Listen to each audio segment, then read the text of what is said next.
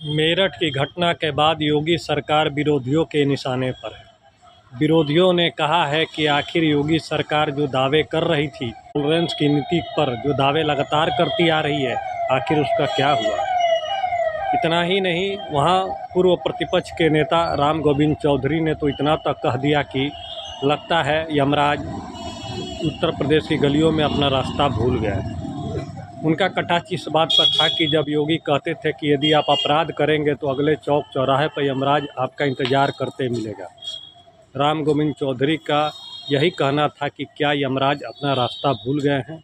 मेरठ के सरधाना में एक दलित महिला की हत्या कर दी जाती है और उसकी बेटी को उठाकर अपराधी ले जाता है।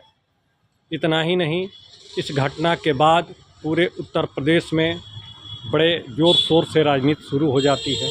पूर्व मुख्यमंत्री मायावती ने भी अपने सोशल मीडिया प्लेटफार्म पर लिखा है कि यह बहुत ही चिंता शर्मनाक जनक घटना है। योगी सरकार को इस पर सख्त से सख्त रुख अपनाना चाहिए। अगर वो नहीं अपनाते हैं तो माना जाएगा कि उनकी जो तमाम दावे हैं वो फेल हैं।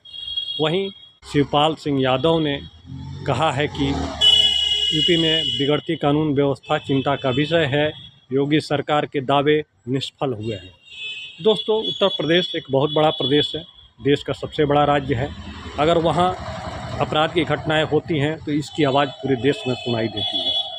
हाल के वर्षों में योगी सरकार ने जिस तरह से अपराध पर नकेल लगाने की कोशिश की है वो निश्चित तौर पर काबिले तारीफ़ है, लेकिन नए साल में जिस तरह से आपराधिक घटनाएँ बढ़ी हैं वो बेहद चिंता का विषय है। योगी सरकार को समय रहते सतर्क रहना ही होगा, क्योंकि उत्तर प्रदेश में जिस तरह से बड़े बड़े उद्योगपति और बड़े बड़े उद्योग घराने निवेश कर रहे हैं, उसके लिए यूपी का शांत रहना जरूरी है।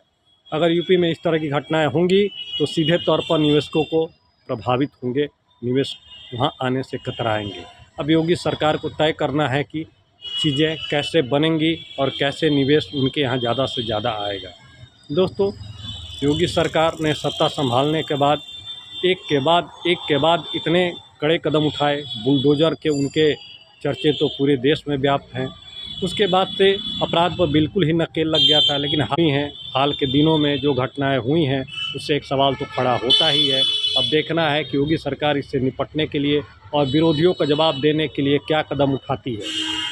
दोस्तों, इसी तरह आप पूर्विया टुडे को लाइक कीजिए, सब्सक्राइब कीजिए और हमें यूँ ही देखते रहिए ताकि हम आपको लेटेस्ट जानकारी देते रहें। नमस्कार, धन्यवाद।